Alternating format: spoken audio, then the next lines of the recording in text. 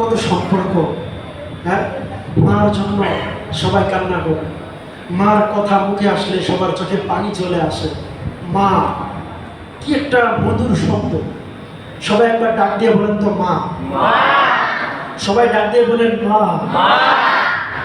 কত মধুর একটা শব্দ মা। আল্লাহু আকবার। কিয়ামতের ময়দানে যে মাকে আপনি এত মহব্বত দিয়ে ডেকেছেন, এত মহব্বত দিয়ে ডেকেছেন, ওই মাও কাল কিয়ামতের ময়দানে আপনাকে বলবে, বেটা আমি তোমাকে চিনি না, আমি তোমাকে চিনি না। মা সন্তানকে বলবে আমি তোমাকে চিনি না। পিতা সন্তানকে বলবে বাবা আমি তোমাকে চিনি না। মুসা আলাইহিস সালাম আল্লাহর কাছে বলবে নাফসি, আল্লাহ আমাকে বাঁচাও। ইব্রাহিম খলিলুল্লাহ বলবে নাফসি, আল্লাহ আমাকে বাঁচাও। চতুর্দিক থেকে আম্বিয়া কেরামরা বলবে নাফসি নাফসি নাফসি। ওই মুহূর্তে একটা কোণা থেকে আওয়াজ আসবে, রব্বি হাবলি উম্মতি।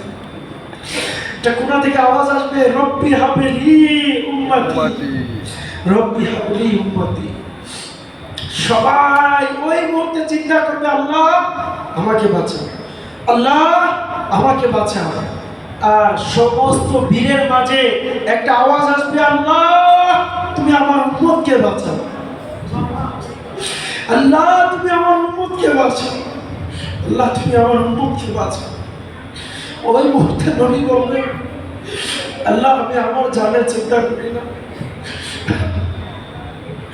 কোন উম্মতের জন্য যে উম্মত শরাব পান করেছে, কোন উম্মতের জন্য নবী কান্না করছে, যে উম্মত ৫ ওয়াক্ত নামাজ পড়ার জন্য মসজিদে আসার সুযোগ পায় না, কোন উম্মতের জন্য কান্না করছে, যে উম্মত হারাম কাজ করেছে, যে উম্মত সারা জীবন আল্লাহর নাফরমানি করেছে।